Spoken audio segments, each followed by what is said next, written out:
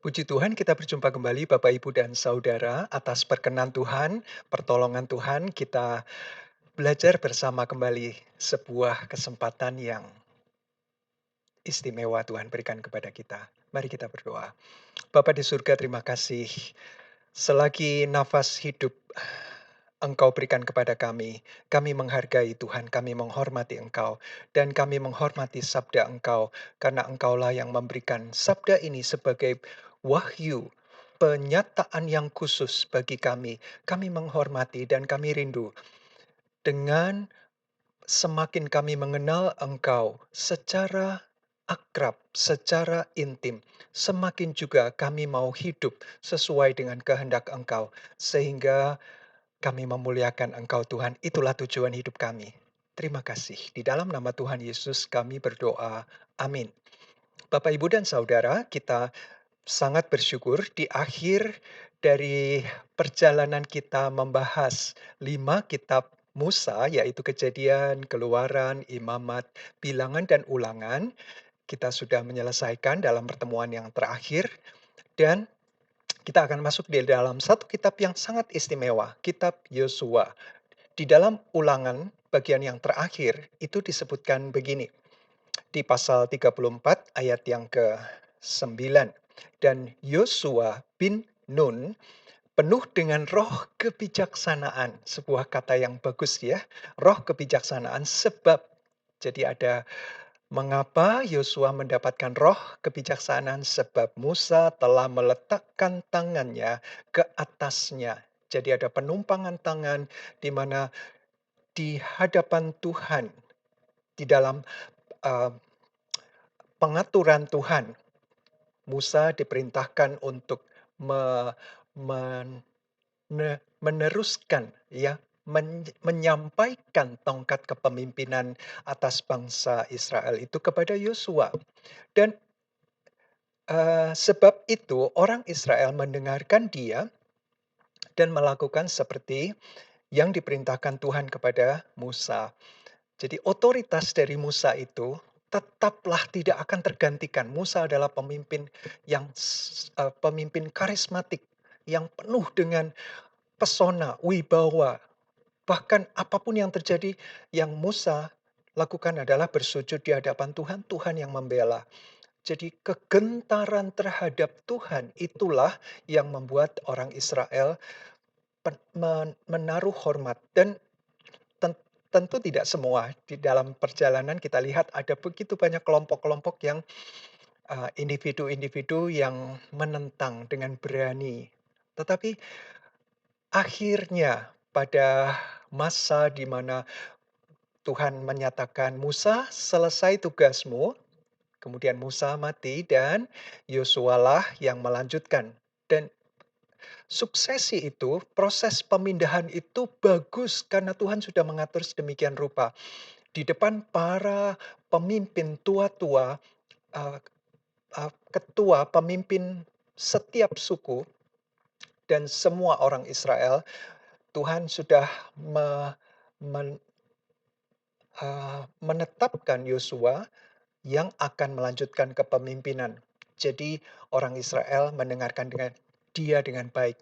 Kalau kita melihat kepemimpinan Musa yang begitu istimewa, begitu rindu kita semua memiliki ya, belajar dari keteladanan Musa itu. Dia di kitab Keluaran Tuhan tunjuk, Tuhan pakai untuk membebaskan dengan menyatakan tanda-tanda keajaiban, menghancur luluhkan kesombongan orang Mesir sehingga umat pilihannya bisa keluar dan kemudian di padang gurun sekalipun, menuju ke tempat di mana Tuhan sudah siapkan tanah perjanjian itu, Musa memimpin sek dengan tanda-tanda, ya, dengan bagaimana pernyataan Tuhan tiang awan di siang hari dan tiang api di malam hari. Jelas sekali bagaimana Tuhan yang adalah fokus dari kitab Keluaran. Bukan Musa, Musa adalah alat, tetapi Tuhan sendiri yang memimpin. dengan cara yang istimewa. Sehingga orang Israel dengan pertolongan dengan pimpinan dan melalui kepemimpinan Musa itu sampai. Namun karena mereka memberontak dan dari 10 pengintai itu akhirnya mereka berputar-putar 38 tahun. Kitab Imamat kembali fokusnya adalah Tuhan yang Maha Kudus, namun Tuhan yang berkenan dengan cinta hadir di tengah-tengah umatnya di dalam kemah kudus, tabernakel, Tuhan hadir dengan syarat-syarat, dengan ketentuan.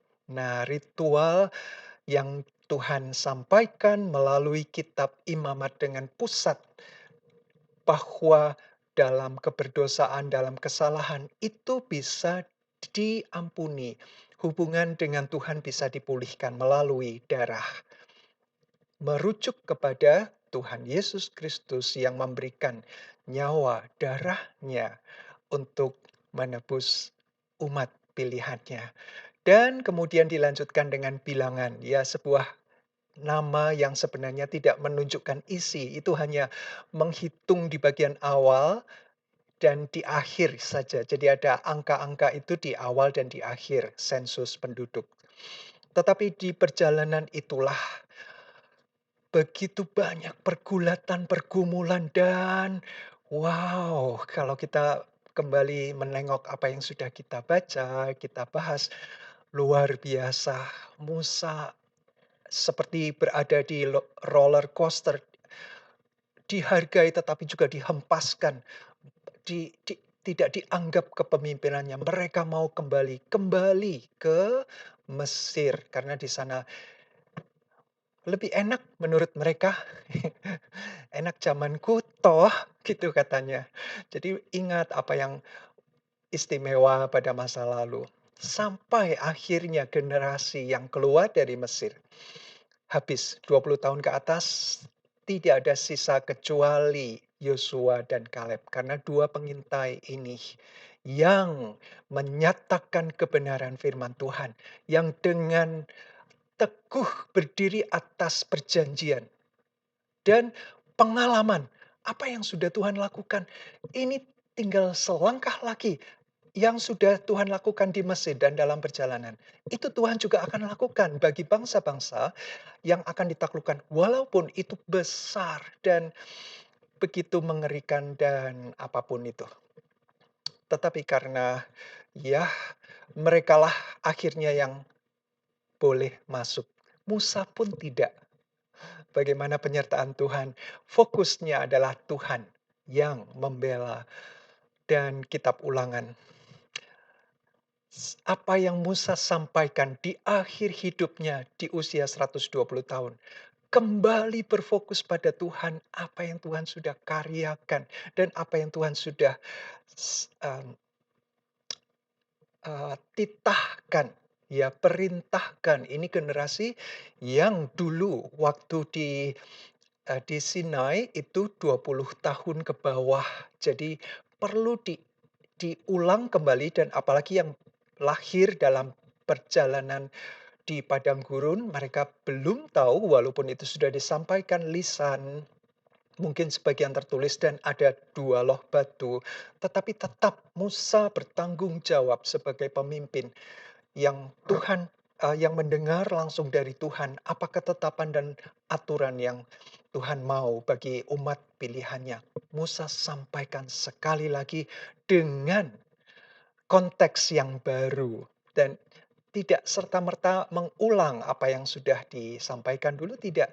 Tetapi ada hal-hal baru yang sangat indah. Ada banyak yang dikutip di Perjanjian Baru. Jadi itulah 5 kitab Musa yang istimewa. Kita masuk sekarang di kitab yang juga tidak kalah istimewanya. Judulnya adalah Yosua. Yosua melanjutkan perjalanan karena kalau sudah mereka di kitab Ulangan mereka sudah ada di dataran Moab di mana mereka sudah bisa melihat di seberang sungai Yordan itu adalah kota Yeriko. dan kemudian ke utara, kemudian ke selatan, dan bahkan lewat dari Yeriko itu ada tanah yang berlimpah susu dan madunya yang Tuhan sudah janjikan. Yos Yosualah yang akan melanjutkan kepemimpinan Musa, melewati sungai ini dan menaklukkan bangsa-bangsa. Jadi sebagai kitab sejarah, bagian pertama, pasal 1 sampai 5 adalah Yosua memasuki bersama dengan, umat Israel, sebagian sebagian 2,5 suku, ibu-ibu dan anak-anak tinggal di bagian barat Sungai Yordan, tetapi sebagian besar itu menyeberang, juga prajurit-prajurit dari sebagian suku Ruben, Gad, dan Manasye ikut, walaupun istri dan anak-anak mereka tetap berada di sebelah barat, maafkan, sebelah timur Sungai Yordan, sebelah timur ya, mereka belum menyeberangi, tetapi mereka meminta tanah itu menjadi milik pusaka mereka. Tuhan memberikan.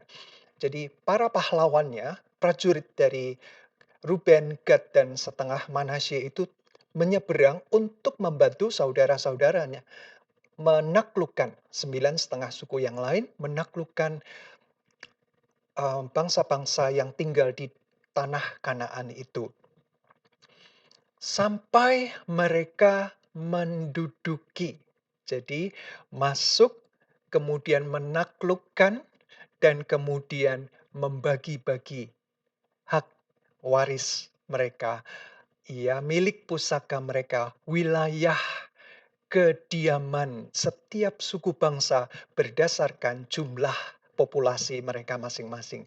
Jadi keadilan Tuhan dinyatakan di situ, sementara para prajurit yang, eee, keluarganya tinggal di bagian timur Sungai Yordan ikut menyeberang ke barat membantu saudara-saudara yang lain. Sampai itu dari pasal 6 sampai 12 adalah menaklukkan bangsa-bangsa, kemudian dari pasal 13 sampai terakhir 24 itu adalah pembagian wilayah suku-suku bangsa Israel itu. Kita melihat dari sisi sejarah, kemudian juga dari sisi praktikalnya. Kitab Yosua adalah gambaran dari kehidupan kekristenan yang berkemenangan. Bagaimana Tuhan, sekali lagi pusat dari buku ini, dari seluruh Alkitab, ya, adalah Tuhan sendiri, Allah yang berkarya, Allah yang memberi kemenangan, Allah yang memimpin. Ya, sesungguhnya pimpinan puncak adalah Allah sendiri, dan bagaimana Allah yang berotoritas dan merancangkan sedemikian rupa dengan strategi, dengan begitu banyak hal, seluruh aspek kehidupan itu Tuhan yang mengatur. Jadi dari sisi praktis kita bisa melihat bagaimana penyertaan Tuhan di dalam setiap musim kehidupan. Seperti Julius Caesar mengatakan ya, ini kalimat pendek hanya 3 kata, namun itu bergema sampai dengan saat ini. Veni, vidi, vici. Artinya aku datang, aku lihat, dan aku menang. Ya, di tahun 100 sampai 50-an, 44 sebelum Masehi, Julius Caesar dengan pasukan yang bergerak sangat cepat, luar biasa, mengejutkan dunia dan menaklukkan sebagian daerah di Turki, sekarang ini Turki. Dengan kemenangan yang gemilang, dan kalimat pendek itu muncul. Aku datang, aku lihat, aku menang. Yosua seperti itu. Jadi secara praktis, kehidupan orang yang dipimpin oleh Tuhan. Di dalam Perjanjian Baru, Tuhan Yesus sendiri yang menyatakan, dalam perjanjian anugerah, dalam zaman anugerah, dan Allah Roh Kudus yang mengingatkan, yang mengoreksi, yang memberikan, roh kebenaran menjadi sumber kebenaran, penghiburan itulah yang akan memberikan kehidupan yang berkemenangan. Praktis, gambarannya adalah kitab Yosua dan kitab ini adalah kitab yang tipologi, eee, tipe, punya punya, eee, sebuah, mmm, tipikal dari Yesus Kristus sendiri. Luar biasa. Yosua itu dari kata Ibrani Yehoshua. Yehoshua. Yehova, eee, Yasha. Artinya Tuhan, Tuhan huruf besar ya, Yahweh, Yasha, menyelamatkan. The Lord is salvation. Eee, the Lord saves. Ya. Jadi ada makna yang sangat istimewa dari nama Yosua ini.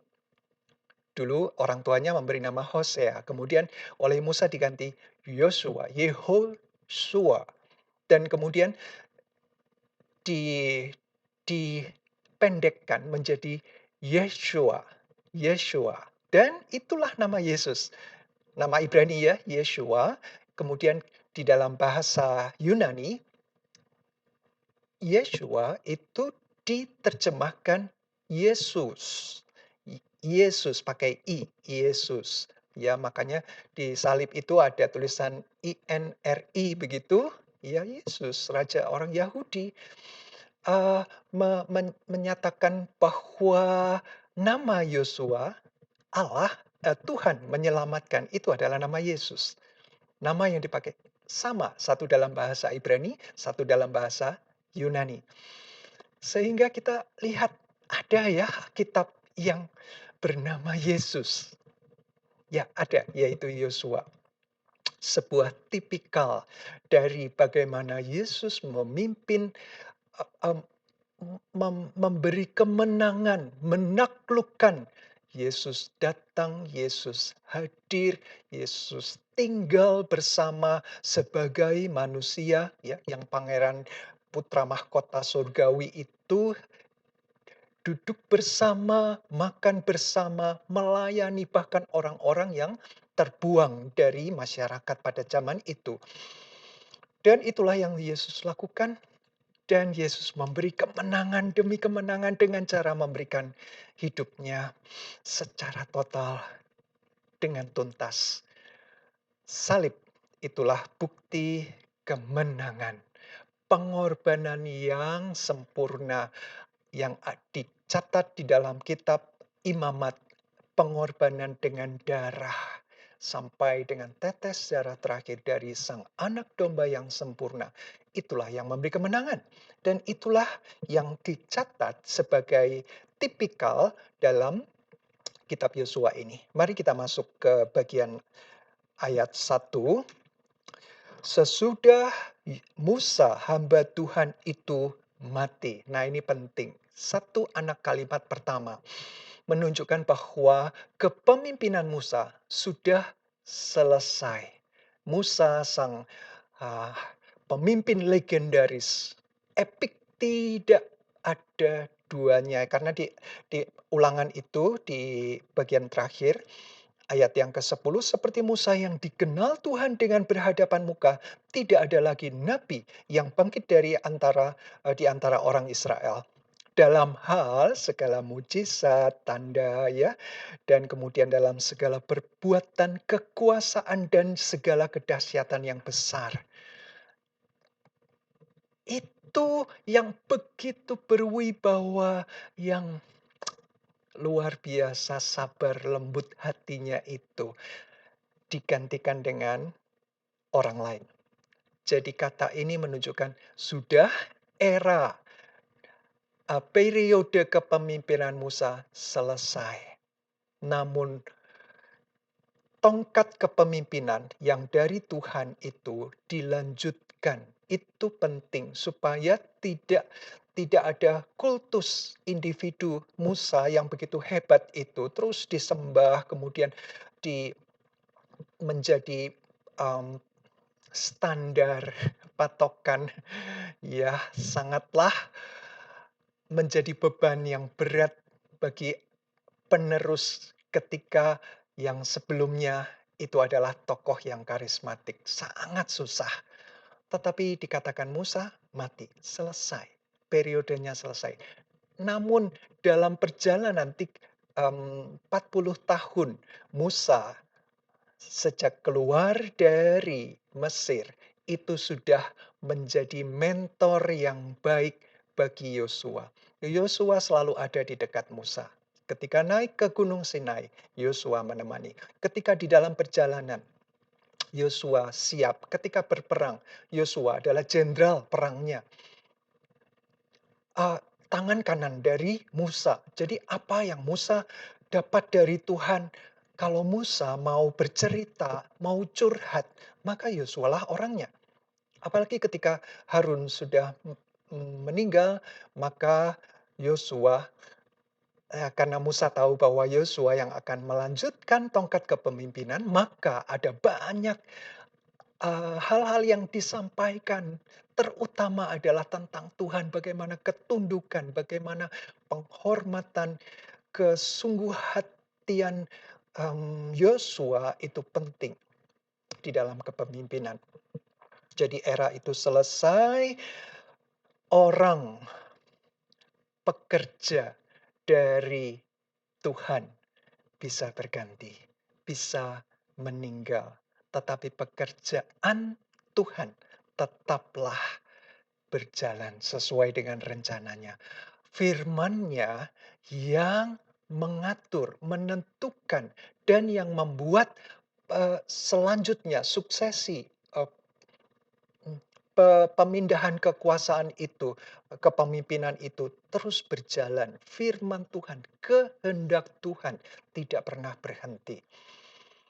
Dari awal rancangan Tuhan, Tuhan sudah siapkan sampai kitab Wahyu. Itulah sebabnya kita memiliki firman Tuhan ini. Dan Yosua adalah penerusnya. Berfirmanlah Tuhan kepada Yosua. Bagus ya, ketika seorang pemimpin selesai, purna tugasnya di dunia, pekerjaan Tuhan tetap. Karya Tuhan tetap. Firman Tuhan tidak berubah. Rencana Tuhan akan terus digenapi, diwujudkan. Caranya bagaimana? Tuhan yang mengatur, bukan manusia. Musa diperintahkan untuk melakukan uh, perjalanan pemindahan kepemimpinan itu dengan baik. Tetapi tetap move on. Apa yang Tuhan rancangkan pasti terlaksana. Sekarang Tuhan berfirman kepada Yosua bin Nun, abdi Musa, itu tetap disebut ya, abdi Musa, artinya dia adalah asisten yang dekat, yang dimentor, coach oleh Musa sendiri. Jadi Yosua sudah menajamkan telinga rohaninya untuk mendengar sabda Tuhan. Ketika Musa berhadapan dengan Tuhan di kemah pertemuan, di kemah suci, di sampingnya itu ada kemah di mana Musa berhadapan dengan Tuhan, hadirat Tuhan hadir di situ, bercakap-cakap. Yosua yang berjaga di depan kemah itu, tempat pertemuan itu. Sehingga Yosua memiliki kepekaan. Ya, karena itulah yang dilatihkan Musa. Bukan soal teori kepemimpinan atau strategi perang atau ya hanya ritual-ritual saja yang disampaikan, tetapi jauh lebih penting adalah bagaimana menghormati, menghargai, eee, penyembahan kepada Tuhan. Sesuai dengan namanya Yehosua. Bagaimana Tuhan adalah yang menyelamatkan sumber kehidupan itu sendiri. Yosua mendengar suara Tuhan. Hambaku Musa telah mati. Ditegaskan oleh Tuhan, ya sudah selesai langkah selanjutnya. Sebab itu bersiaplah sekarang, seberangilah sungai Yordan ini, engkau dan seluruh bangsa ini menuju negeri yang akan kuberikan kepada mereka, kepada orang Israel itu. Setiap tempat yang akan diinjak oleh telapak kakimu. Ini mengulang di Keluaran, nanti kita akan lihat bagian itu ya, Keluaran pasal 23. Setiap jejak kakimu kuberikan kepada kamu, seperti yang telah kujanjikan kepada Musa. Dari padang gurun dan gunung Libanon yang di sebelah sana itu, sampai ke sungai besar, yakni sungai Efrat, seluruh tanah orang Het, sampai ke laut besar sebelah matahari terbenam, barat, semuanya itu akan menjadi daerahmu. Kalau, dari peta yang digambarkan, wilayah yang digambarkan di dalam peta itu ya, gunung-gunung dari selatan, batasnya itu atas utara adalah Sungai Efrat, kemudian batas baratnya adalah Laut Mediterania dan, eee, batas timurnya seluruh tanah orang Het. Padang gurun dan gunung Libanon itu ya dari selatan. Itu luasnya ya, eee, para pakar Alkitab mencoba menilai ya, memperkirakan luasnya adalah 300.000 mil persegi.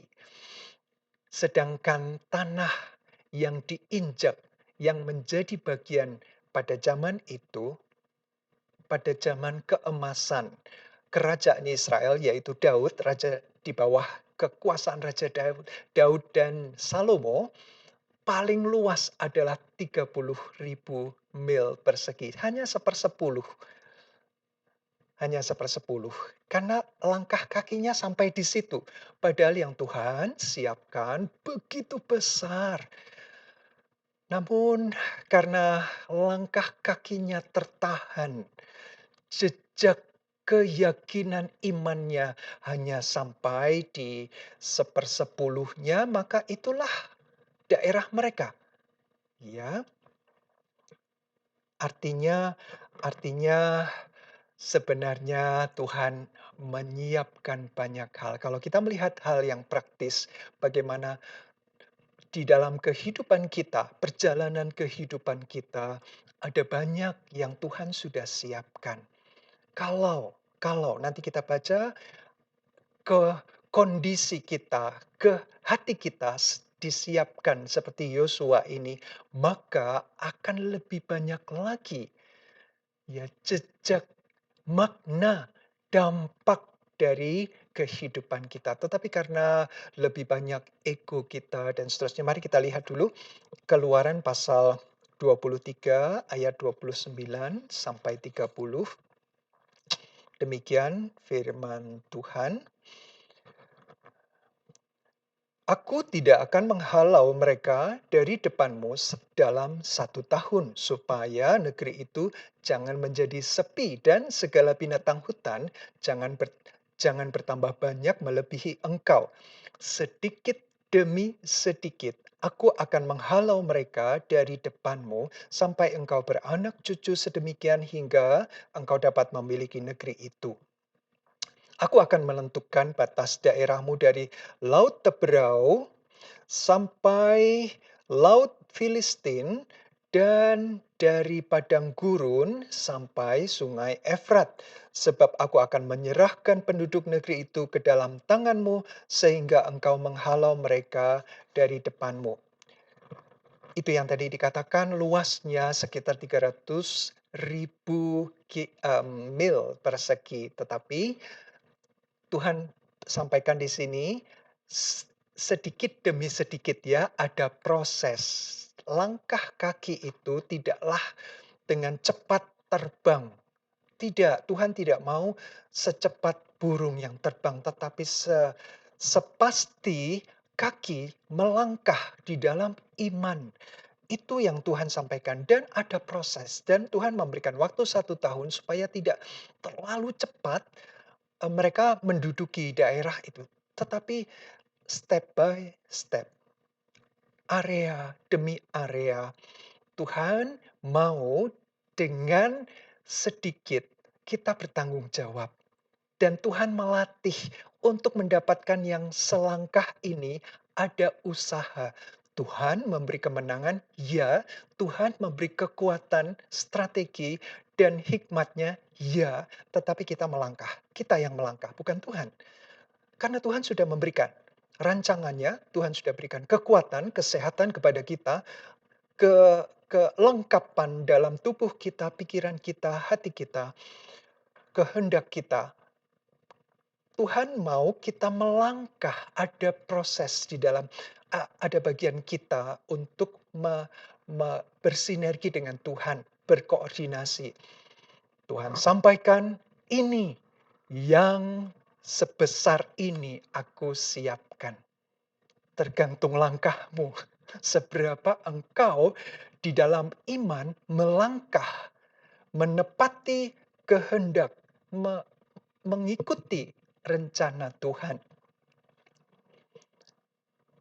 Bagus sekali ya, dikatakan sedikit demi sedikit aku. Jadi Tuhan akan menghalau mereka dari depanmu. Diberi waktu 1 tahun supaya jangan um, wilayah itu kosong, kemudian binatang hutan, ya predator yang akan menempati itu. Jadi berbahaya. Lebih baik sedikit dipercayakan, bertanggung jawab atas yang sedikit. Tuhan perluas. Terus tanggung jawabnya terus bertambah. Kalau melangkah dengan iman, dengan nanti kita lihat bagaimana Tuhan mengatakan berulang-ulang kepada Yosua. Kita kembali pada Yosua yang 1. Seorang pun tidak akan dapat bertahan, ayat 5. Menghadapi engkau seumur hidupmu. Ya tadi di Keluaran sudah dikatakan ya, aku akan menghalau. Jadi ini dia, seperti aku menyertai Musa itu adalah kunci dari kemenangan, kehidupan yang berkemenangan, penaklukan tanah yang sudah dijanjikan. Seperti aku menyertai Musa, demikianlah aku akan menyertai engkau. Nah, ini yang bagian firman Tuhan yang kalau boleh ya, ini bisa dicatat lagi dengan huruf yang besar. Tempatkan di tempat yang kita akan selalu lihat pusat hidup kita, apa yang kita bisa raih kemenangan atau pergumulan di dalam pergumulan kita. Tuhanlah sumber dari kehidupan kita, penyertaan, pemeliharaan, perlindungannya, semua-muanya. Tuhan, kalau kita sehat bukankah itu dari Tuhan? Betapa banyak orang yang kuat sedang berolahraga, sedang dalam puncak kejayaan, dalam puncak ke kehebatan masa jayanya. Tiba-tiba sakit, tiba-tiba hilang. Begitu saja mengejutkan. Sehingga kesimpulannya adalah bukan karena kekuatan, bukan karena kehebatan, bukan karena jabatan atau uang yang banyak. Orang bisa hidup, orang bisa bertahan, orang bisa menikmati kehidupan. Di sisi lain ada orang yang nampaknya lemah, sakit-sakitan dan memang sakit-sakitan, tetapi Tuhan justru, berikan usia yang panjang. Ya, artinya bukan terus, kalau boleh saya memilih ya sehat terus, tapi panjang. Ya, tentu saja kita berharap demikian, tetapi kembali kepada Tuhan. Penyertaan, pemeliharaan Tuhan. Itulah yang menjadi fokus, yang menjadi pusat. Sehingga sepenuh hidup kita dengan penuh kesadaran kita bilang, sungguh saya hidup karena Tuhan. Aku tidak akan membiarkan engkau dan tidak akan meninggalkan engkau. Yosua 1 ayat 5. Jangan lewatkan ayat ini. Ada musim dalam kehidupan kita, kita bergumul sungguh-sungguh antara hidup dan mati. Dan biarlah ayat ini yang menjadi sumber dari kesadaran kita, Tuhan, hidup saya ada di dalam tangan Engkau. Oleh sebab itu, di ayat 6, lanjutkan ya ayat yang emas ini kita taruh di semua bagian terbaik yang kita pasti baca dan punya waktu untuk merenungkan. Kuatkan dan teguhkanlah hatimu, sebab engkaulah yang akan memimpin bangsa ini memiliki negeri yang kujanjikan dengan bersumpah kepada nenek moyang mereka untuk diberikan kepada mereka. Ayat 7. Hanya diulang ya.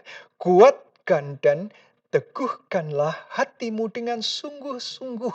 Diulang dengan penekanan yang kuat, yang tegas. Teguhkanlah hatimu. Kuatkan dan teguhkanlah hatimu. Nah, ini adalah bagian dari kita untuk mengaminkan penyertaan Tuhan itu. Tuhan sudah menyatakan anugerahnya besar. Apa yang Tuhan siapkan itu sungguh ajaib, sungguh ajaib. Seberapa kita dengan kuat, dengan teguh melangkah. Bukan dengan kekuatan kita. Sekali lagi, kekuatan keteguhan itu berasal dari pemahaman, kesadaran, keseluruhan hati kita mengakui Tuhan yang memampukan, bukan saya. Bukan karena ada orang-orang yang saya bisa andalkan. Bukan. Bukan. Tetapi sungguh-sungguh Tuhan semata yang membuat saya bisa kuat, saya bisa teguh melangkah, berproses dalam kehidupan ini, dalam pergumulan yang nampaknya sangat berat ini. Sebenarnya kalau kita melihat pengalaman hidup, ada musim-musim di mana kita sungguh-sungguh pada masa itu, pada saat itu, kita nyaris tidak berdaya, tidak mampu dan mau menyerah atau bahkan sudah menyerah. Tetapi setelah kita melaluinya dan kita menoleh melihat pengalaman pelajaran itu, kita tahu bahwa Tuhan sungguh beranugerah, sungguh penyertaan Tuhan, pribadi Tuhan yang begitu penuh dengan kasih sayang, panjang sabar, banyak kegagalan, kesalahan kita, tetaplah Tuhan menolong, memberikan solusi sampai kita ada di titik ini sekarang. Dan kalaupun titik ini adalah titik yang rendah, jurang dalam kehidupan kita, pandang ke atas dengan janji penyertaan Tuhan. Tuhan sudah beri kemenangan. Tadi ya di Keluaran 23 ya, Tuhan sudah menyatakan bahkan jauh perjanjiannya dengan Abraham, Ishak dan Yakub. Dan kita adalah anak-anak rohani. Kita mewarisi perjanjian itu, perjanjian yang tidak bersyarat. Sekalipun kita penuh dengan kegagalan, tetapi ketika Allah Roh Kudus membuat kita mengenal Dia, dan saat ini mengikut Dia, jangan pernah putus asa, berlutut seperti Musa, bersujud menyembah satu-satunya yang diandalkan. Satu-satunya, yaitu Tuhan. Dengan kekuatan dan keteguhan yang Tuhan berikan, eh, bagian kita itulah meyakini tanpa bimbang, dengan keyakinan sepenuhnya apa yang pada sejarah masa lalu Tuhan sudah lakukan. Dalam sejarah hidup kita, Tuhan sudah campur tangan intervensi. Dan pada masa yang akan datang, Tuhan akan tetap. Tuhan akan tetap setia. Bertindaklah hati-hati sesuai dengan seluruh hukum yang telah diperintahkan kepadamu oleh hambaku Musa. Nah, itu bagian kita. Kita percaya, iya, tetapi kita juga hati-hati dengan apa yang Tuhan sudah sampaikan, apa yang Tuhan inginkan. Ya, janganlah menyimpang ke kanan atau ke kiri supaya kamu beruntung kemanapun engkau pergi. Janganlah engkau lupa memperkatakan kitab Taurat ini, tetapi renungkanlah itu siang dan malam, supaya engkau bertindak hati-hati sesuai dengan segala yang tertulis di dalamnya. Sebab dengan demikian perjalananmu akan berhasil dan engkau akan beruntung. Berapa kali ini diulang? Berulang-ulang, bahkan dari kitab-kitab sebelumnya. Apa yang Tuhan rancangkan itu adalah rancangan yang baik, masa depan yang cemerlang. Ya, Yeremia mengatakan itu. Kalau kita percaya, kalau kita menaruh semua keyakinan kita, belum kita lihat apa itu yang cemerlang, tetapi dengan berhati-hati mengetahui apa yang menjadi keinginan Tuhan dan dengan hikmat dari Allah Roh Kudus melakukannya dengan setia. Itu butuh disiplin, itu butuh, mmm, merendahkan diri, menurunkan ego kita rata dengan tanah. Tuhan, kehendak Tuhan. Tidak enak Tuhan, daging daging kita akan berteriak tidak nyaman. Ya, ego kita menginginkan kenyamanan. Sedangkan Tuhan mau kita meninggalkan kenyamanan. Tuhan akan memberikan kenyamanan yang berbeda, yaitu damai sejahtera. Bahagia yang sejati itu Tuhan berikan sebagai ganti dari rasa nyaman. Nyaman itu enak buat daging, tetapi enak buat roh. Apa yang Tuhan senang, berkenan kepada kita adalah ketika kita melakukan apa yang menjadi kehendaknya, bahkan itu artinya adalah melepaskan keenakan, kenyamanan, kenikmatan hidup kita, maka Tuhan gantikan dengan apa yang jauh lebih indah, yang lebih permanen. Dan dampaknya adalah kita menikmati banyak hal. Langkah kita lebih panjang. Wilayah yang Tuhan berikan, yang Tuhan percayakan. Ketika satu kita bisa dipercaya di satu aspek, Tuhan berikan lebih lagi ketika kita tetap dalam hati yang berkenan kepadanya. Bukankah telah kuperintahkan kepadamu, kuatkan dan teguhkan hatimu, janganlah kecut dan tawar hati, sebab Tuhan Allahmu menyertai engkau kemanapun engkau pergi.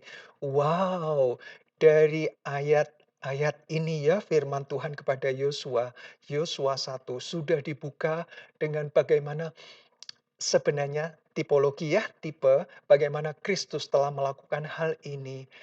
Dan Eee, sebagai gembala yang agung, Tuhan menyertai, Tuhan memberikan, ah, keindahan, ya, perlindungannya dan penyertaannya. Kecut dan tawar hati, ada musim dalam kehidupan kita, masa kita menjadi hambar. Apakah itu termasuk di dalam pelayanan, di dalam pekerjaan, di dalam, perkuliahan, sekolah? Sebagai, ibu rumah tangga yang melakukan kegiatan-kegiatan rumah tangga rasanya, "Ah, hanya begini hidup saya ya? Apakah saya tidak pernah habis-habisnya tugas? Tidak pernah, bisa saya mengalami kegairahan, membosankan sekali atau terus-menerus di dalam tekanan sehingga kita tawar, sampai kita tidak ingin apa-apa lagi, sudah saya mengakhiri hidup saja." Sampai pada titik keputusasaan yang seperti itu. Tuhan katakan jangan, ada penyertaan Tuhan. Ya, misalnya, kelemahan tubuh, membuat kita terus-menerus menderita dan n n nyaris tak tertahankan. Mari kita kembali kepada ayat-ayat ini. Jangan lupa, ulang terus baca bagian firman Tuhan ini untuk makin makin yakin bahwa Tuhan tidak pernah bicara dan tidak melakukan. Tidak. Tuhan kita setia dan adil. Apa yang disampaikan, Tuhan pasti akan lakukan. Bagian kita. Jadi ini adalah bagi saya sinergi. Tuhan menyediakan. Kita tunduk apa yang Tuhan mau. Coba cari, coba gali, selidiki, dan memohon hikmat Tuhan, kekuatan dari Tuhan, kuasa dari Tuhan itu untuk melakukan supaya hidup kita memuliakan Tuhan, berkenan di hadapan Tuhan. Dan langkah kita memberikan jejak, memberikan dampak kepada orang lain, kepada keluarga kita, kepada orang-orang yang berrelasi dengan kita. Mereka bisa lihat, iya orang Kristen ya, yang ini beda. Yang lain banyak sih yang hutang tidak pernah bayar, yang bahkan mengkhianati teman, ya merampok dengan cara yang halus, seolah-olah kelihatan bijaksana tetapi hidupnya hancur, berantakan. Oh, betul, itu semua ada. Bahkan orang yang baik pun bisa melakukan kesalahan, tetapi dalam penyertaan Tuhan, dalam ketundukan terus-menerus, dan dengan hati yang terbuka mau dimurnikan. Ketika sudah nyaman, nah itu berbahaya itu, kenyamanan apalagi terus mulai mencintai hal-hal dunia, uang, ya kenikmatan dunia, maka itu menjadi ah area wilayah yang merah, dangerous zone yang harus kita waspadai. Kemudian Yosua memberi perintah setelah Tuhan berfirman kepada dia, Yosua mengumpulkan pengatur pasukan bangsa itu ya, ada pengatur 1.150, 10 orang. Itu dikatakan sang pemimpin yang baru ini ya, jalanilah seluruh perkemahan dan perintahkanlah kepada bangsa itu demikian. Sediakanlah bekalmu, sebab dalam 3 hari kamu akan menyeberangi sungai Yordan untuk pergi menduduki negeri yang akan diberikan Tuhan Allahmu kepadamu untuk diduduki. 3 hari.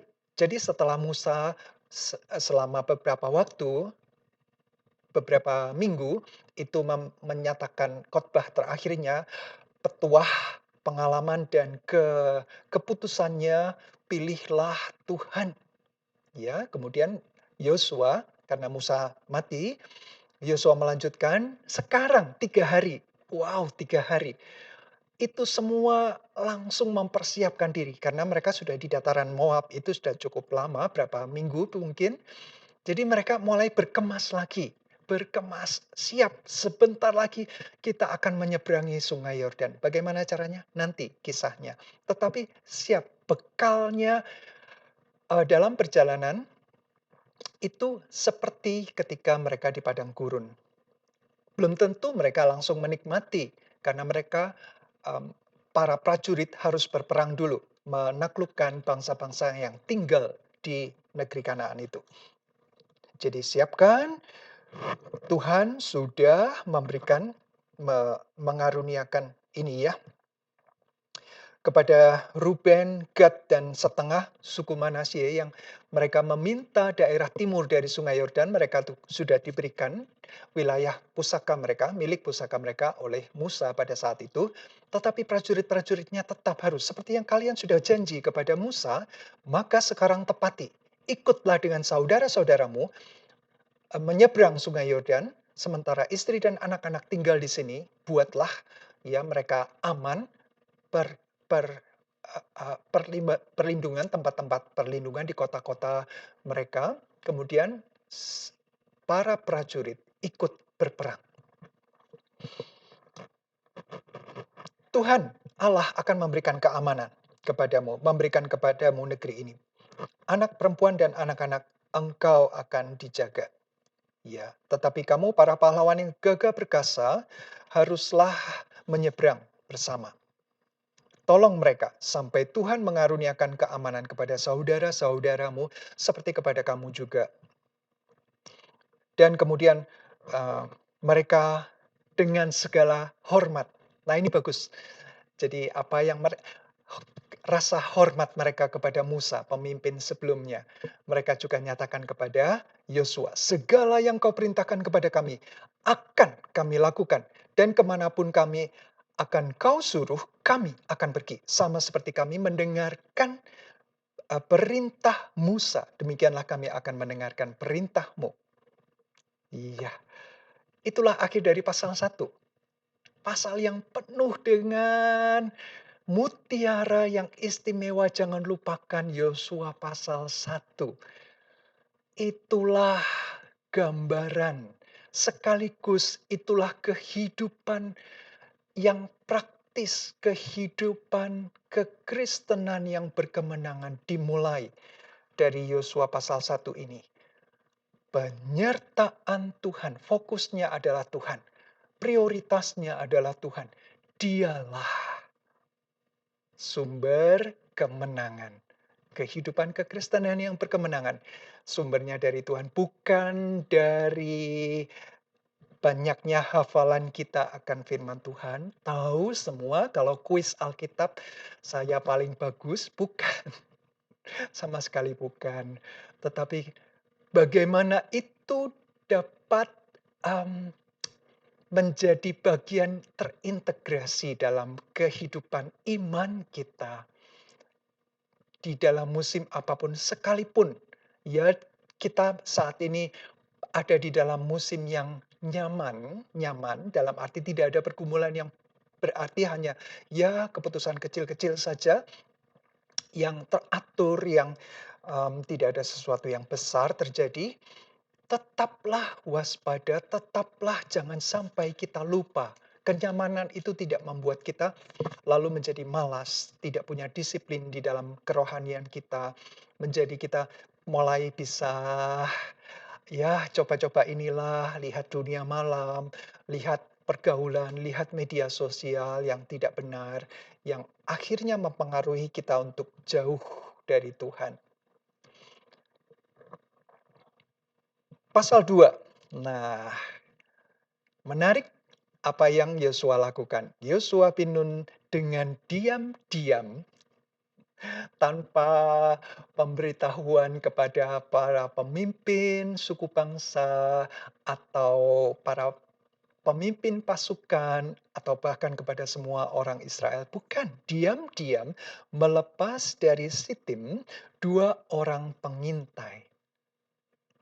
Katanya, "Pergilah, amat-amatilah negeri itu dan kota Yeriko." Jadi spesifik ya, bukan keliling ke seluruh wilayah, tanah perjanjian seperti yang Yosua dulu, 38 tahun yang lalu Yosua lakukan. Bukan, Yosua dan Kaleb dan ke-10 almarhum teman-temannya yang dibunuh oleh Tuhan karena mereka menyampaikan kabar busuk. Tetapi Yosua dari pengalaman yang lalu, dengan hikmat Tuhan dia bilang, 2 orang cukup, 2 anak cukup. Oh salah, 2 pengintai cukup. Mengingat dia dan Kaleb berdua saja, tetapi memberi kabar yang menguatkan. Itu cukup, jangan banyak-banyak, tetapi kabarnya simpang siur dan akhirnya membuat bangsa itu, seluruh umat yang berusia 20 tahun ke atas, yang sudah punya keputusan pribadi dewasa di dalam memutuskan semuanya mati. Mereka berputar-putar 38 tahun di padang gurun dan semua generasi itu mati, kecuali Yosua dan Kaleb. Jadi dia berpikir, dia menyatakan 2 cukup. 2 yang bisa diandalkan, 2 yang tahu melangkah dengan iman, 2 yang punya keteguhan hati, yang sudah melihat, yang sudah merasakan Ya, bagaimana Tuhan berkuasa dan Tuhan mampu. Nah, 2 orang ini, pergilah cari tahu tentang negeri itu di seberang itu, Yeriko. Maka pergilah mereka, 2 orang itu ya, dan, sampailah mereka ke rumah seorang perempuan sundal yang bernama Rahab, lalu tidur di situ. Kemungkinan mereka menyelinap masuk pada malam hari. Namun tetap ketahuan, nanti kita lihat ya. Dan mengapa ke Rahab, perempuan pelacur? Mungkin itu adalah satu-satunya rumah yang masih terang ketika mereka masuk. Ya, dalam profesi sebagai pelacur, Rahab mungkin mempunyai, ya, jam operasional yang memang berbeda. Ketika yang lain tidur, dia yang bangun gitu ya. Ketika yang lain bangun, dia yang tidur. Jadi kedua pengintai ini masuknya ke rumah Rahab, seorang pelacur. Di sini dikatakan seorang perempuan sundal. Luar biasa, ya, luar biasa.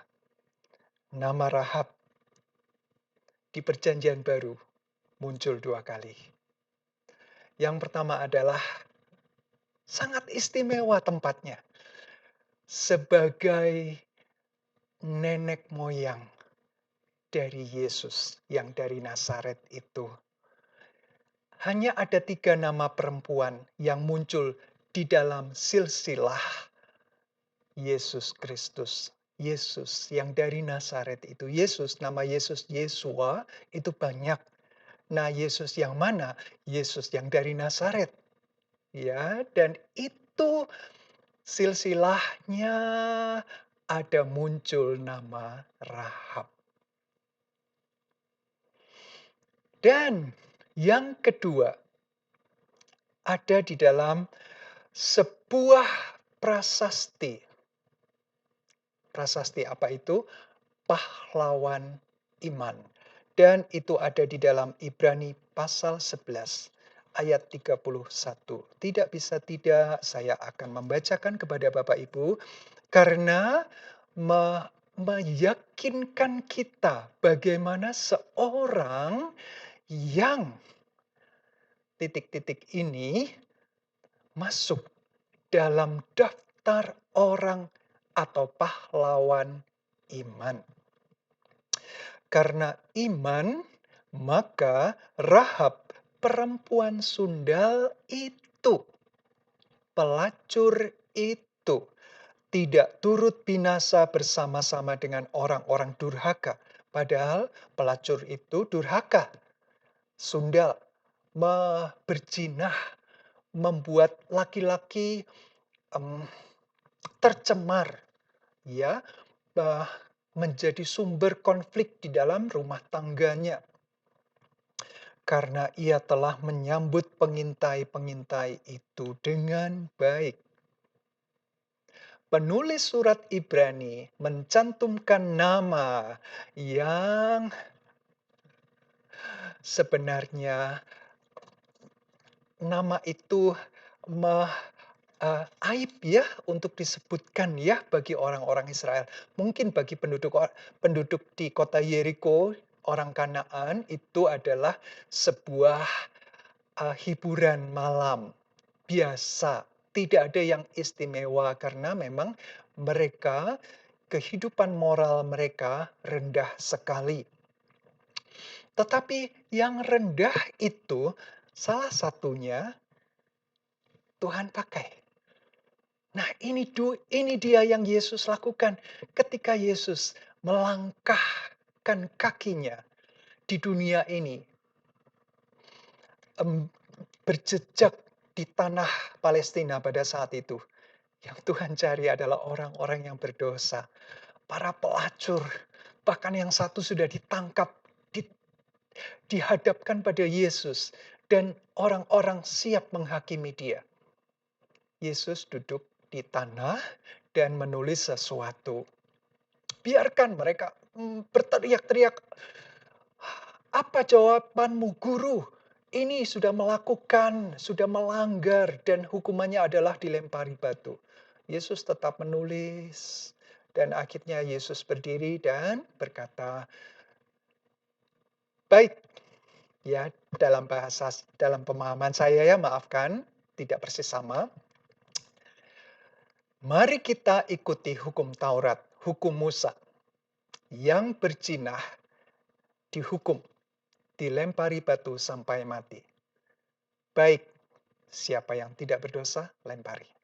Pertama kali.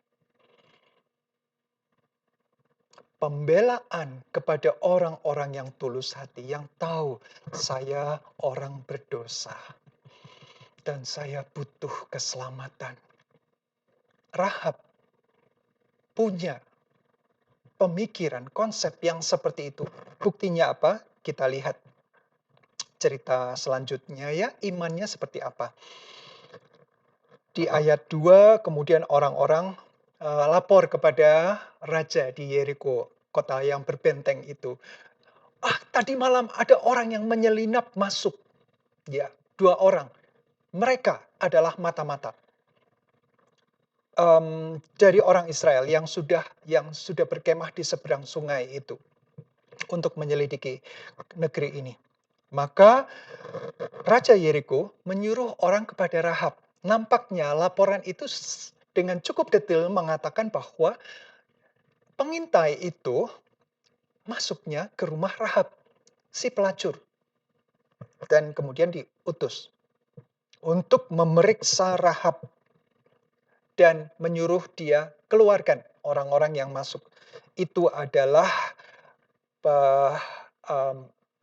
pengintai yang akan memperhatikan kekuatan kelemahan kita, nanti mereka akan menyerang kita berdasarkan pengintaian ini. Tetapi perempuan itu telah membawa dan menyembunyikan kedua orang itu. Berkatalah, iya, memang orang-orang itu telah datang kepadaku. Jadi dia tidak berbohong ya. Tetapi aku tidak tahu di mana mereka. Karena sudah disembunyikan. Dan ketika pintu gerbang hendak ditutup menjelang malam, maka keluarlah orang-orang itu. Aku tidak tahu kemana orang-orang itu pergi. Segeralah kejar mereka, tentulah kamu dapat menyusul mereka. Tetapi perempuan itu telah menyuruh keduanya naik ke sotoh rumah dan menyembunyikan mereka di bawah timbunan batang jerami yang ditebarkan di atas sotoh itu.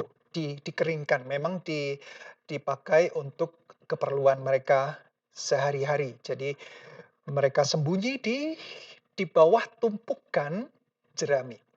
Maka pergilah orang-orang itu mengejar mereka ke arah sungai Yordan. Jadi pemikiran mereka, karena orang-orang itu dari Israel seberang sungai Yordan, mereka berhasil menyeberangi sungai Yordan mungkin dengan berenang atau dengan apa, dan mereka akan kembali ke situ. Jadi mereka menunggu di situ, mereka menjaga, menutup pintu gerbang kota supaya mereka tidak bisa keluar kalau mereka masih di dalam kota Yeriko. Tapi kalaupun mereka sudah sempat keluar seperti Rahab sampaikan, dia menyelinap keluar ketika pintu gerbang belum ditutup. Jadi mereka menunggu di sana atau mencari jejak. Siapa tahu mereka bisa menyusul dan menangkap supaya jangan bocor kekuatan kelemahan mereka. Mereka harus membunuh kedua pengintai itu sebelum mereka melaporkan apa yang sudah mereka intai di Yeriko. Iya. Mereka mengejar mereka ke arah Sungai Yordan, ke tempat penyeberangan, ke tempat-tempat penyeberangan. Jadi di beberapa tempat mereka saling berkoordinasi untuk memperhatikan. Dan ditutuplah pintu gerbang segera sesudah pengejar-pengejar itu keluar. Supaya kalau masih pening di dalam, masih berkeliaran di dalam, nanti dicari di dalam. Di dalam dicari, di luar dicari. Tetapi sebelum kedua orang itu tidur, naiklah perempuan itu mendapatkan mereka di atas sotoh dan berkata kepada orang-orang itu, ini dia mengapa Rahab namanya tercantum di perjanjian baru di 2 prasasti penting, silsilah dan pahlawan iman. Aku tahu. Nah, dari tahu itulah iman. Iman timbul dari pendengaran dan pendengaran akan firman Tuhan, kabar baik, berita istimewa. Aku tahu bahwa Tuhan, dia menyebut Tuhan huruf besar, Yahweh. Sungguh-sungguh ini perempuan yang istimewa, sehingga dia bukan hanya mendengar apa yang terjadi di Mesir, kelompok orang yang dibela luar biasa oleh dewa mereka, tetapi dia sampai menyelidiki siapa dewa itu. Ternyata dewa itu adalah Tuhan di atas segala Tuhan. Tuhan, Yehova, Yahweh, dia sebutkan nama itu. Nah, pribadi yang begitu uh, memiliki otoritas mutlak atas segala-galanya itu dia sebutkan. Aku tahu bahwa Tuhan telah memberikan negeri ini kepada kamu. Keyakinannya itu disuarakan akhirnya. Mungkin selama ini dia pendam keyakinan itu. Karena seluruh eh, daerah itu, Kanaan itu adalah tempat orang-orang durhaka. Begitu disebutkan di Ibrani 11 tadi ya. Baru pengakuan ini muncul kepada orang-orang pengintai dari Israel. Dan bahwa, mari kita perhatikan, kengerian terhadap kamu telah menghinggapi kami. Dan segala penduduk negeri ini gemetar menghadapi kamu. Sebab kami mendengar bahwa Tuhan telah mengeringkan air laut Teberau di depan kamu ketika kamu berjalan keluar dari Mesir. Dan apa yang kamu lakukan kepada dua raja orang Amori yang di seberang sungai Yordan itu, yakni kepada Sihon dan Og yang telah kamu tumpas. Rahab bukan hanya melakukan profesinya yang durhaka, tetapi dia juga pengamat yang sangat baik. Pengamat politik yang update pengetahuannya, kabar, telinganya tajam. Jadi mungkin dia sering berada di dekat pintu gerbang. Karena pintu gerbang itu adalah sumber informasi dari luar, dari dalam, semua informasi apa yang terjadi di luar sana dan apa yang terjadi di dalam kota itu, benteng berbenteng itu, dia dengar dan dia tahu. Wow, kabar dari Mesir terdengar bergema sedemikian rupa dalam perjalanan bahkan sampai di seberang orang Amori. Dua raja hebat luar biasa, pahlawan perang tak terkalahkan, dikalahkan. Mesir, negara adidaya, dikalahkan. Siapa lagi kalau bukan Tuhannya yang melindungi, yang membela, yang memberi kemenangan. Jadi dia sampaikan, kami gemetar. Jadi para tua-tua kota Yeriko, bahkan negeri-negeri di Kanaan itu, mereka sebenarnya lah yang gemetar. Bukan seperti yang 10 pengintai dulu 38 tahun lalu katakan, kami tidak ada apa-apanya di hadapan mereka. Di hadapan mereka kami seperti belalang. Padahal sebenarnya mereka menyatakan kami yang seperti belalang itu. Jadi siapa belalang sebenarnya? Itu iman dari seorang perempuan sundal. Tuhan justru memakai orang-orang yang paling rendah status kehidupannya untuk menyatakan kebenaran. Kebenaran itu terwujud ya, kadang-kadang kita belajar banyak dari anak-anak kecil yang polos. Papa sendiri begini, papa mengajarkan begini, tetapi Apa yang Papa lakukan tidak. Itu menohok sekali. Ya, dalam kejujuran, ketulusan, kepolosan. Ini bukan orang polos, ini bukan orang tulus, ini adalah orang durhaka, tetapi yang hatinya sungguh-sungguh takluk di hadapan Tuhan. Mengakui apa yang dia dengar, akhirnya menjadi pengetahuan dia, akhirnya menjadi iman dia. Dan bukankah itu yang dikatakan di dalam Roma? Kita melihat bagian firman Tuhan, Roma 10 ayat 9 sampai 10.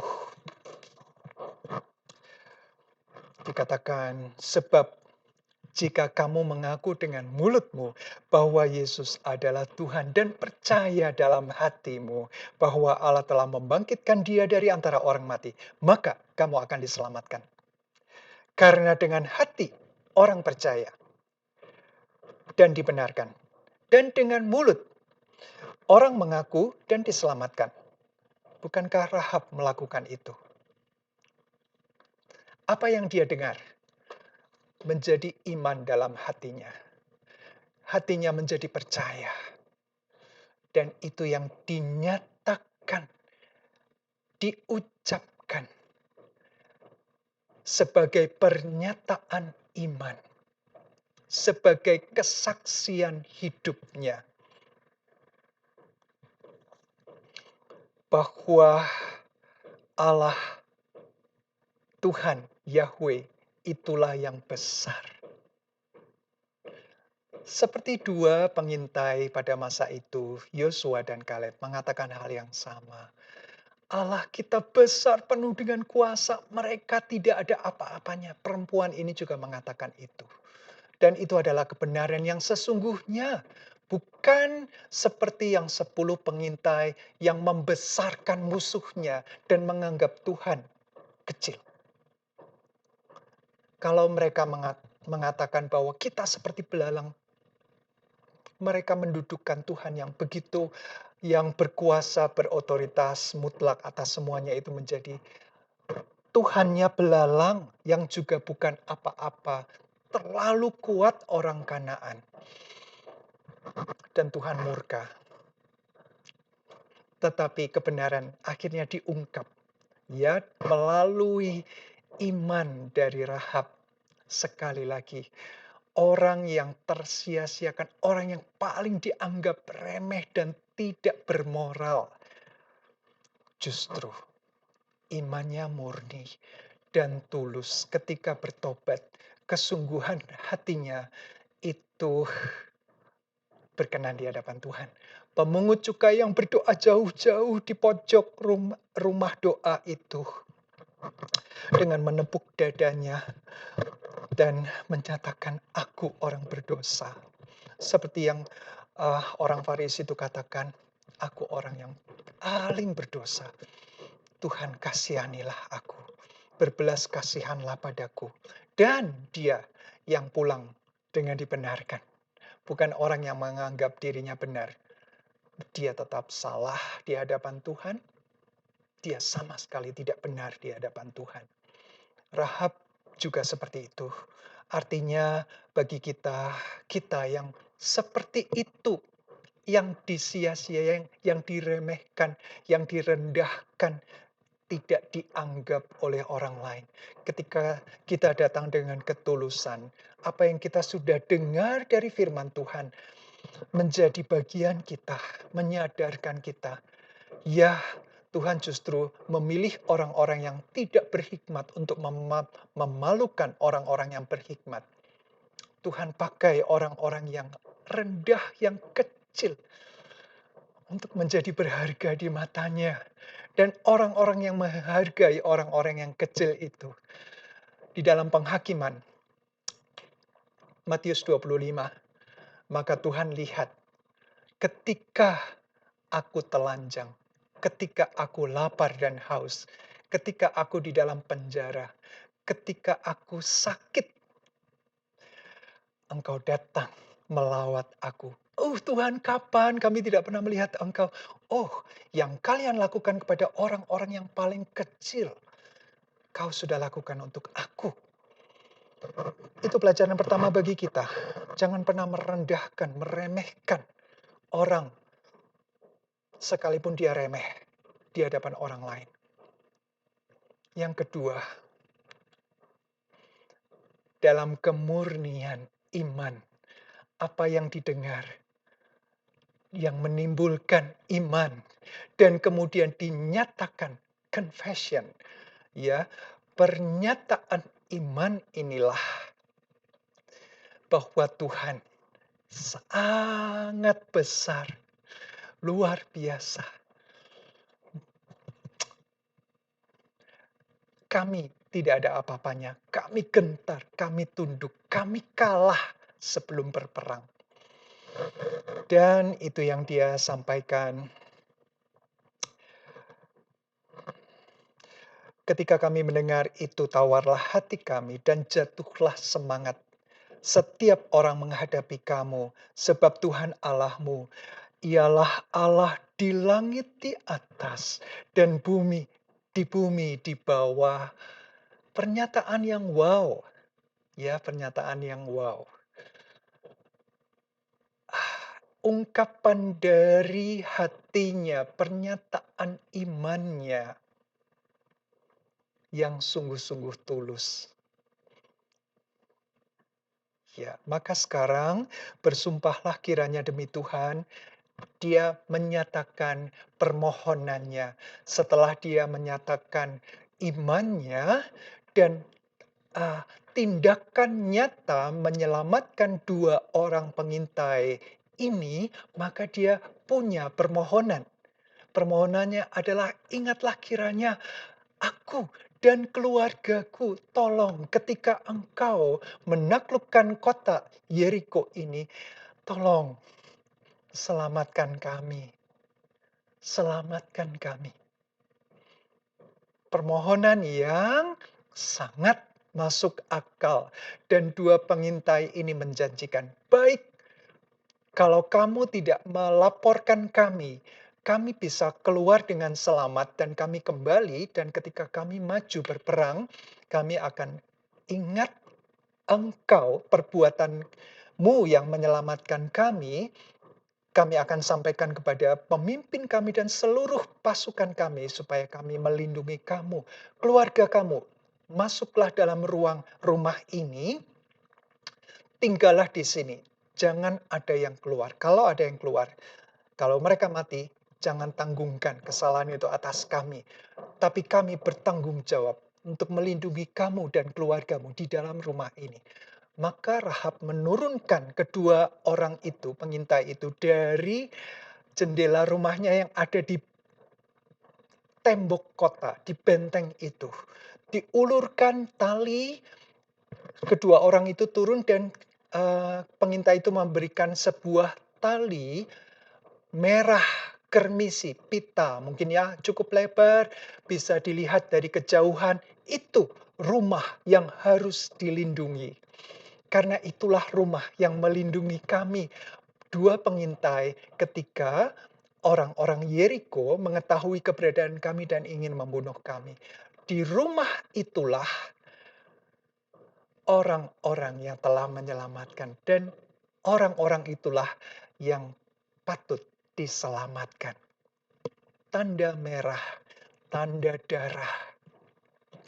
Mirip seperti ketika mereka keluar dari Mesir, ada tanda darah di ambang pintu.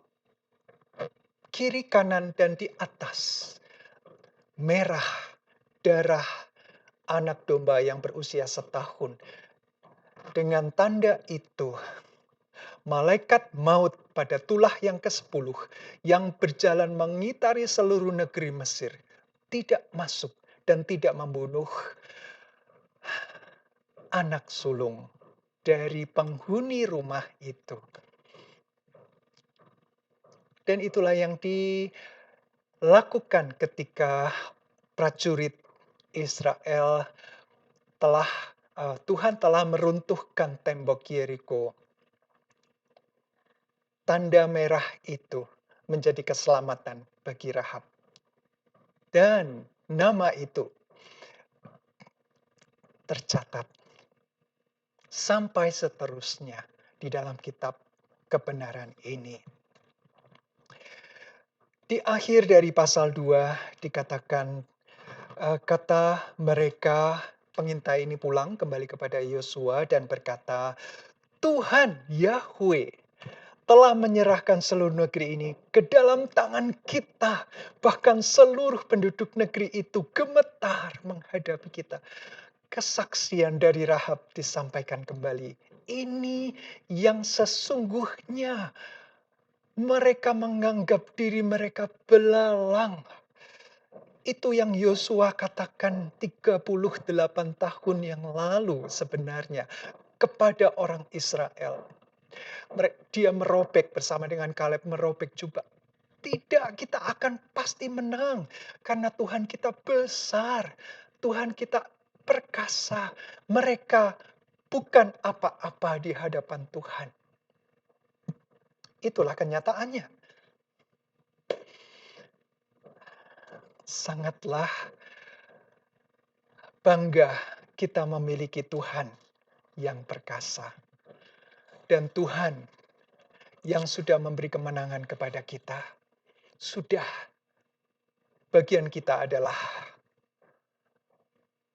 mengikuti ketetapannya dengan sungguh-sungguh, melangkah dengan iman, menyatakan, mempercakapkan, supaya dengan mempercakapkan kebenaran firman Tuhan, kita mendengar terus-menerus, berulang-ulang, dengan mempercakapkan orang-orang, keluarga kita, anak-anak, cucu kita, mendengar apa yang Tuhan mau. Terus-menerus, berulang-ulang. Dan itulah yang membuat kita kuat dan teguh hati di dalam melangkah musim apapun. Mari kita berdoa. Sangatlah istimewa bagian firman Tuhan ini. Tuhan, kami sangat bersyukur. Dan sekali lagi, izinkan kami menyatakan kebanggaan kami kepada Engkau. Tak putus-putusnya, tak henti-hentinya ucapan syukur kami. Apapun yang kami hadapi dan akan hadapi di masa mendatang, kami tahu bahwa penyertaan Engkau tidak pernah lekang. Bahkan ketika kami tidak mampu lagi, Tuhan, Engkau berjanji menggendong kami sampai pada saatnya tiba. Terima kasih. Kami menjadi kuat karena Engkau. Kami mampu karena Engkau. Kami tidak menjadi sombong. Dan kami juga tidak akan memandang remeh orang-orang yang disingkirkan dari pergaulan Tuhan. Tolong supaya kami tetap menghormati, menghargai orang-orang yang hina, yang dihinakan, diremehkan. Terima kasih. Kemuliaan hanya bagi Engkau. Di dalam nama Tuhan Yesus kami berdoa. Amin. Tuhan Yesus memberkati.